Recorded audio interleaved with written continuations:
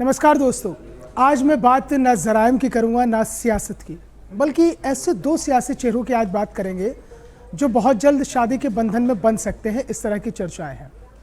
यूं तो इमरान प्रतापगढ़ी ने बहुत पहले एक शेर लिखा था कि अपनी मोहब्बत का बस एक यही उसूल है, अपनी मोहब्बत का बस एक यही उसूल है, तू कबूल है तेरा सब कुछ कबूल है। अब ऐसा लगता है कि एक कबूलनामा निकाह नामा में भी बदल सकता है।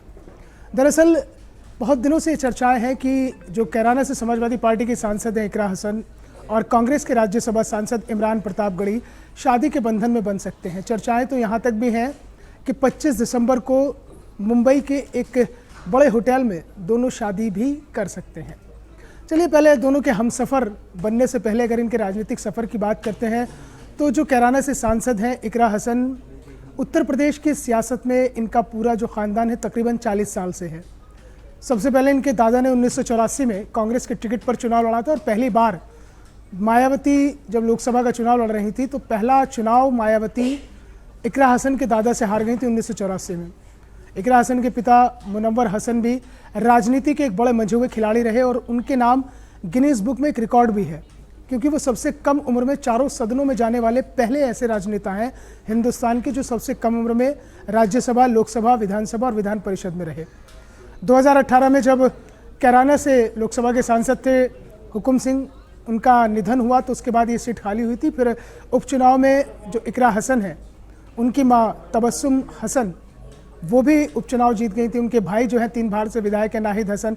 तो कुल मिलाकर एक राजनीति की रची और बसी खिलाड़ी है इकरा हसन। 2024 का लोकसभा चुनाव लड़ी हैं और उसके बाद वो लोकसभा में पहुंच गए हैं।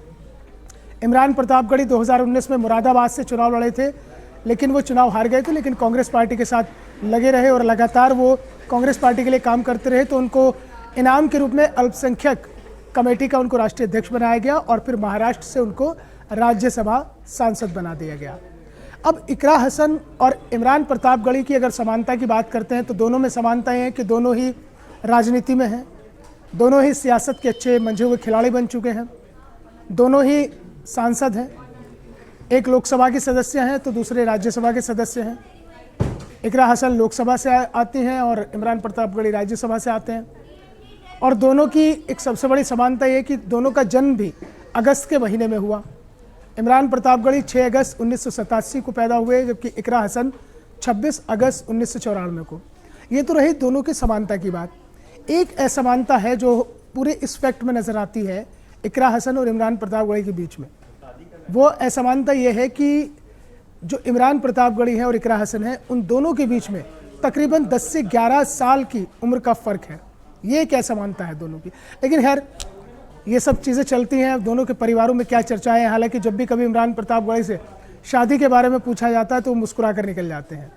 हाँ, इकरा हसन ने 1-2 बार ज़रूर ये कहा कि जब शादी की बात होगी या शादी की तारीख निकलेगी तो सबको बताया जाएगा, लेकिन अभी ये चर्चाएं हैं कि दोनों शादी कर सकते हैं। दरअसल इकरा हसन और इमरान प्रतापगढ़ी की जो जोड़ी है ना, वो लोगों को भी बहुत पसंद आ रही है। उनके फ़ैन फॉलोइंग जो है, उनके फ़ैन जो है वो भी बहुत इस जोड़ी को पसंद कर रहे हैं। दरअसल इमरान प्रतापगढ़ी उर्दू के बहुत बड़े मशहूर और मकबूल शायर हैं।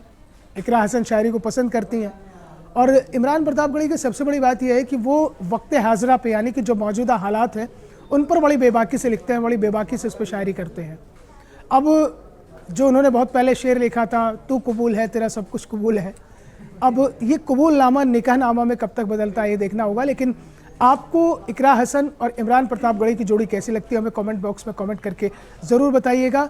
और क्या आपको लगता है कि इन दोनों की शादी हो सकती है और कब तक हो सकती है?